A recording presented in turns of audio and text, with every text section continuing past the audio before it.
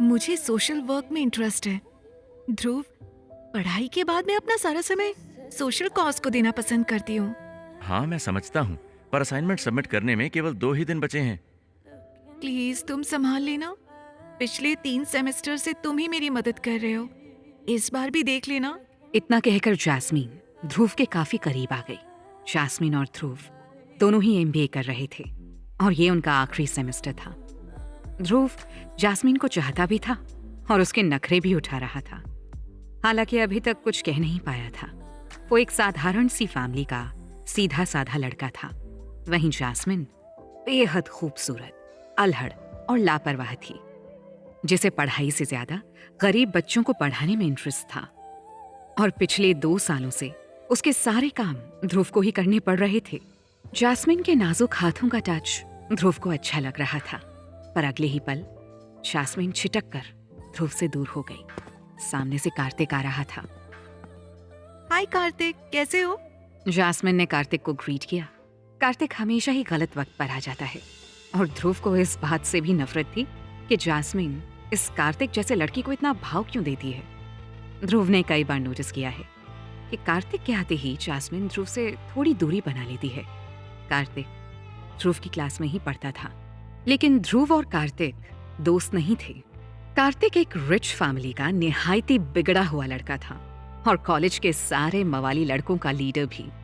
कार्तिक और ध्रुव के बीच कोई बात नहीं हुई और आधे मिनट में जैस्मिन कार्तिक को विदा कर ध्रुव से बोली, ध्रुव चलो, तुम प्लीज संभाल लेना, मुझे जाना है, बाय। ध्रुव बस मुस्कुराकर रह गया। ध्रुव पूरा दिन अपने और जैस्मिन के असाइनमेंट पूरे करने में लगा हुआ था। शाम को जैस्मिन के असाइनमेंट सेंड करने के बाद उसके मोबाइल पर एक मैसेज आया।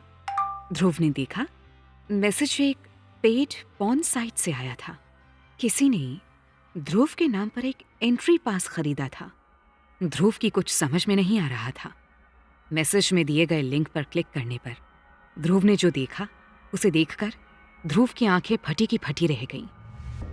यार, she so hot. Hey sexy, तुम अभी तक कहाँ थी? तुमको अपनी ऑनलाइन अवेलेबिलिटी बढ़ानी चाहिए। लेट नाइट कैफेटेरिया में बैठे ध्रुव को इस तरह के कमेंट्स सुनकर घुटन हो रही थी। ध्रुव गुस्से, निराशा और घुटन के साथ अपने फोन को घूरे जा रहा था। स्क्रीन पर अजीब अजीब कमेंट्स आ रहे थे। कमेंट्स पढ़ने में जितने घटिया लग रहे थे, उससे भी ज्यादा वॉइस कमेंट्स सुनकर ध्रुव को गुस्सा आ रहा था। कैफेटेरिया के एक वेटर ने ध्रुव को काफी देर से इतना सीरियस बैठे देखा तो उसने ध्रुव से पूछ ही लिया, सर आपको कुछ चाहिए? वेटर के आने से ध्रुव को कुछ होश आया, लेकिन ध्रुव ने कुछ भी जवाब नहीं दिया। वेटर कुछ सेकंड्स इंतजार करके चलता बना। तुम्हें क्या समझता था और तुम क्या निकली जैस्मिन? तो ये था तुम्हारा सोशल वर्क? पिछले 2 सालों से तुम सिर्फ मुझे यूज कर रही थी। ध्रुव टूट चुका था। शाम को मोबाइल पर आए लिंक खोलते ही ध्रुव को बहुत बड़ा शॉक तब लगा जब उसने देखा कि उसकी गर्लफ्रेंड जैस्मिन अपने स्ट्रिप शो का प्रमोशन कर रही थी और जो आवाजें ध्रुव के कानों में पड़ रही थी वो उन व्यूअर्स की थी जो जैस्मिन के परफॉर्मेंस को लाइव देख रहे थे। ध्रुव जानता था कि स्क्रीन पर जैस्मिन को एक एक कर अपने कपड़े उतारते देख रहे लोगों के मन में क्या चल रहा होगा, और इस बात से ध्रुव को और भी ज्यादा घुटन हो रही थी। ध्रुव इतने शॉक में था कि उसे कुछ भी समझ में नहीं आ रहा था। वो बस यही सोच रहा था कि जिसे उसने इतना चाहा, वो लड़की उसके साथ ऐसा कैसे कर सकती थी। ध्रुव के सवालों के जवाब सिर्फ जैस्मिन ही दे सकती थी। लेकिन इससे पहले कि ध्रुव जैस्मिन को फोन करता, किसी अननोन नंबर से ध्रुव को फोन आया। हेलो, ध्रुव ने कहा, पर दूसरी तरफ से किसी के हंसने की आवाज सुनाई दी। तो ध्रुव, कैसा लगा आज का show? I hope you had a great time. इतना कहकर उस शख्स ने फोन काट दिया।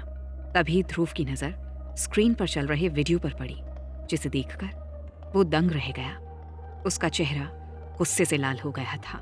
ओह, तो ये है तुम्हारा खेल कार्तिक। ध्रुव ने कभी सोचा तक नहीं था कि जैस्मिन इस तरह की लड़की होगी। ध्रुव शॉक्ड था। तभी कार्तिक का मैसेज स्क्रीन पर दिखा। You are mine beauty and I want to see you in my bedroom. उसके साथ ही स्क्रीन पर एक और मैसेज पॉप हुआ।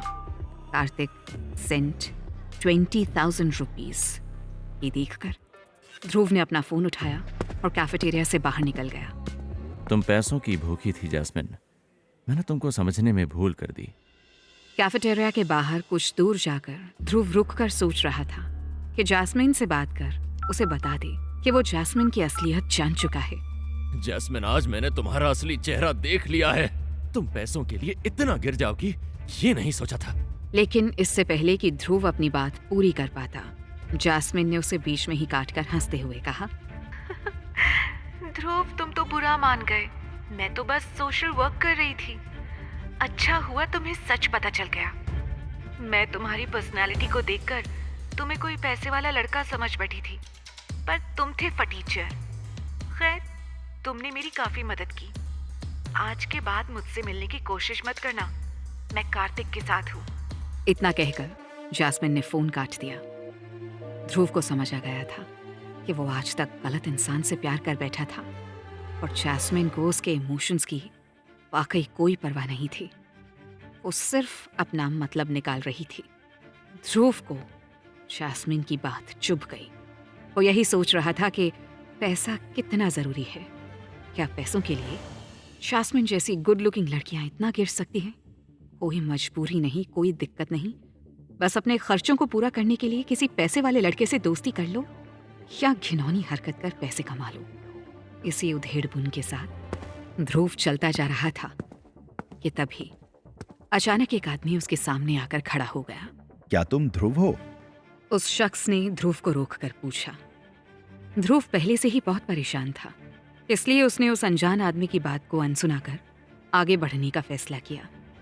ध्रुव को ऐसे चुपचाप जाता देखकर उस शख्स ने पीछे से कहा, मुझे तुम्हारे पापा ने भेजा है ध्रुव।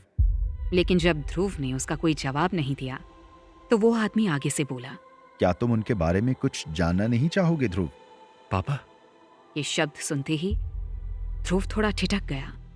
उसके पापा बचपन में मर चुके थे। माँ ने बताया था कि उसके पापा के मरने के बाद वो नाना नानी के पास वापस आ गई थी।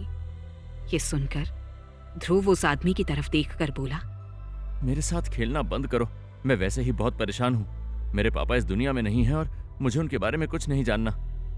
क्या हम 2 मिनट बात कर सकते हैं? उस शख्स ने बहुत शराफत से पूछा। बोलो। ध्रुव ने झिड़कते हुए जवाब दिया, मेरा नाम निहाल है, मैं तुम्हारे पापा का खास हूँ। मुझे नहीं पता कि तुम्हें तुम्हारे पापा के बारे में क्या बताया गया है, पर उन्होंने मुझे तुम्हारे पास भेजा है। निहाल ने उसे समझाते हुए कहा। ध्रुव ने निहाल को देखा। इस शख्स को उसने पहले कभी नहीं देखा था। अब ध्रुव को याद आया कि पिछले कुछ दिनों से कुछ लोग उससे बार बार टकरा रहे थे।